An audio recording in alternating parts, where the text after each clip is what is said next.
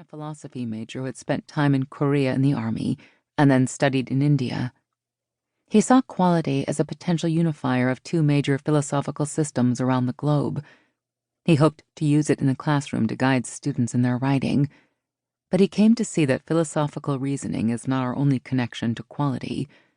Values direct our every move, every thought, every impulse, and those of all living things all the time.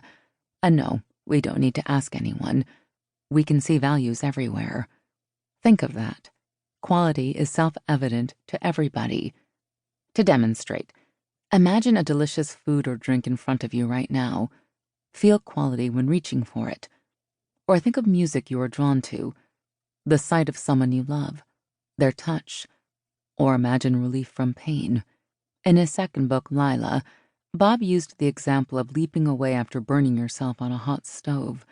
Any person of any philosophic persuasion who sits on a hot stove will verify without any intellectual argument whatsoever that he is in an undeniably low-quality situation, that the value of his predicament is negative. This low quality is not just a vague, woolly-headed, crypto-religious metaphysical abstraction. It is an experience. It is not a judgment about an experience. It is not a description of experience. The value itself is an experience. Bob began exploring this subject when he was trying to get his students to engage their own innate sense of good writing, rather than try to guess what Bob wanted as a professor. His classrooms explored various devices to reveal to the students that they did indeed recognize quality in writing of their own and of each other. He opened up their sensitivity to value. Bob became convinced that not only is quality common to all living things and all experience, it pervades the entire world. The natural world, including each of us, is actually composed of it. And yet quality's central importance is easily missed.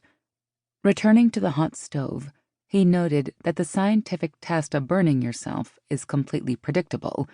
He continued in Lila, "It is verifiable by anyone who cares to do so. It is reproducible. Of all experience, it is the least ambiguous, least mistakable there is." Later, the person may generate some oaths to describe this low value, but the value will always come first, the oaths second. Without the primary low valuation, the secondary oaths will not follow. But we don't see it as value. By the time we are cursing and jumping around, what we see is a hot stove. Lila argues that humans have a culturally inherited blind spot. We know quality, we experience it continuously, but we fail to recognize it for what it is. Why is quality's importance so hard to perceive? Living beings have evolved an elevated sense of self, or subject, as a lens through which all of reality, other, or object is interpreted. Our honed ability to protect our individual lives creates a perception that we are separate from the rest of existence. It's all quality, but we usually don't see it that way. Buddhism, especially Soto Zen, which Bob studied years after he left teaching, tackles the blind spot through experiential training.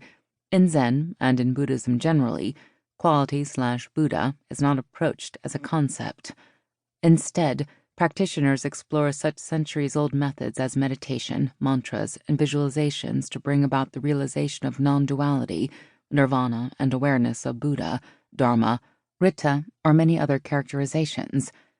Concepts are actually barriers to this understanding, in which the separation of subjects and objects is dissolved. Bob's work challenges more teachers of Buddhism and other Eastern traditions to incorporate the universal experience of quality in their teaching.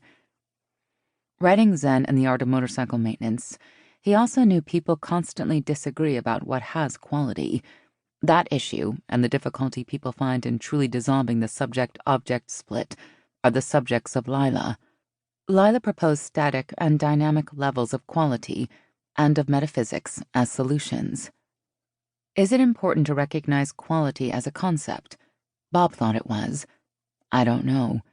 People don't need an intellectual understanding of quality in order to jump away from a hot stove, or to reach for food, find a mate, or breathe.